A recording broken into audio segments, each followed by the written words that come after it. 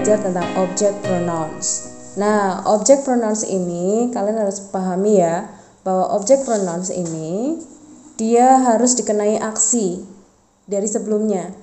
Jadi biasanya tanda-tandanya nih, sebelum object pronouns itu ada verbnya. Ya, ada verbnya. Jadi ada aksinya gitu. Misal nih, contohnya ya. Contohnya langsung di bawah aja deh. Nih. She loves me. Saya mau tanya, kira-kira objek pronounnya yang mana? Masih ingat nggak? Apakah she ataukah me? Oke, kalau yang tadi nyimak sebelumnya pasti paham. Karena nggak mungkin she, karena she itu pasti subject pronoun. Dia selalu di awal. Berarti objek pronounnya ada di me.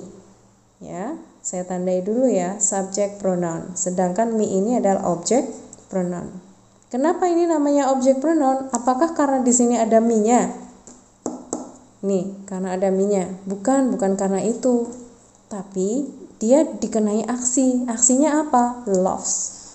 Ini adalah kata kerja. Di mana dia mencintaiku. Aku diapain? Aku dicintainya. Oke? Jadi kalau misalnya ada kata-kata I love you misalnya gitu ya. I love you. Nah, dari kata-kata I love you ini kira-kira mana nih objek pronounnya? Apakah I ataukah you? Gimana? Tidak mungkin I ya, karena I ini adalah apa tadi? I ini adalah subject pronoun karena selalu ada di awal. Sedangkan yang you ini adalah objek pronoun. Kenapa? Karena sudah ada kata kerja. Kata kerjanya ini adalah sebuah aksi.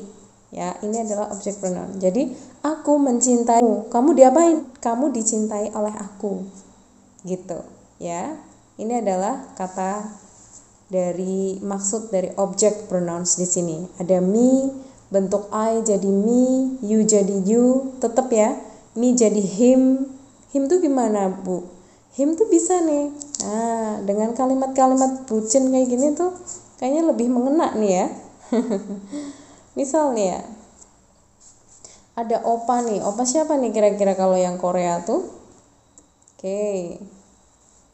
They itu kalian deh, mereka ya. Saya ngomong mereka. Ya. They love him. Him di sini nggak jelas siapa. Karena apa? Karena sebenarnya him ini kata ganti si opa ini nih. Ya, opa Koreanya ini yang kalian sukai ini. Ya. Jadi mereka ini adalah subject pronoun, love ini adalah verbnya atau aksinya, sedangkan him ini adalah objek pronounnya. Mereka mencintainya, nya laki-laki. Dia diapain? Dia dicintai oleh mereka. Nah, sehingga objek pronoun ini namanya adalah yang dikenai aksi. Selain itu juga tadi sudah ada me, you, him, her, it, us. Nah ini beda ya, us jadinya. You lagi, they, them. Kok you-nya ada 2? Oke, coba perhatiin deh saat kamu melihat ada teman kamu di depan kamu.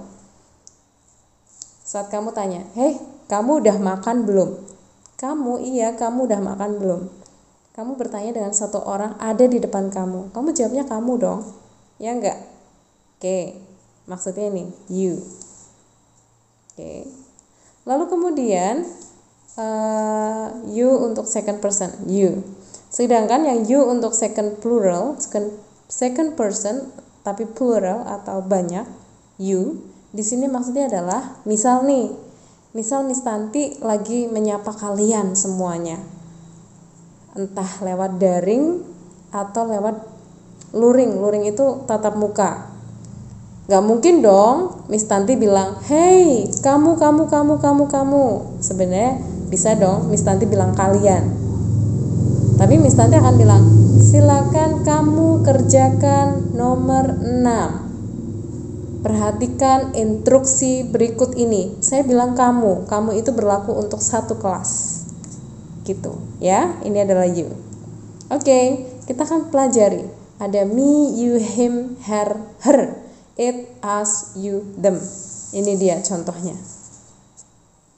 Object pronoun. Jadi object pronoun ini ya. This is for Derry. This is for Derry. Derry itu siapa sih? Derry itu nama orang. Karena nama orang laki-laki sehingga kita pakailah menggunakan object pronoun. Ya, object pronounnya apa nih kira-kira? This is for, kalau laki-laki apa ya? Masih ingat nggak? Ngintip-ngintip. Kalau bisa jangan ngintip ya. Kalian harus hafal ya. Ini hanya untuk penjelasan saja. This is for Derry. Karena ini laki-laki, kata ganti orang ketiganya adalah this is for him. Betul. Him. Oke. Sekarang yang kedua. I go to school with Dina every day. Saya mau tanya, I ini pronouns bukan? Pronouns bukan? Coba. Ya, tapi ini namanya apa tadi? Yang di awal kalimat? Subject pronouns. Oke. Sekarang yang kedua. Dina. Dina ini kira-kira kalau kita ganti menjadi kata ganti orang ketiga, dia masuknya ke subject pronoun atau object pronoun ya. 1, 2, 3, 4, 5. Oke, good. Dia akan menjadi object pronoun. Kira-kira jadi apa? Jangan Dina. Ya, Dinanya kita ganti jadi kata ganti orang ketiga, yaitu her. Kalau kita ganti ya, I go to school with her every day. Oke, good. Next. I see. Ya. I see his, her, she at the office every day. Kira-kira jawabannya yang mana? Kalau kalian lihat, I ini apa tadi? Masih ingat? I selalu ada di depan nih ya, yang ini subject pronoun. Lalu kemudian ada she melihat. Oh, berarti ini adalah verb.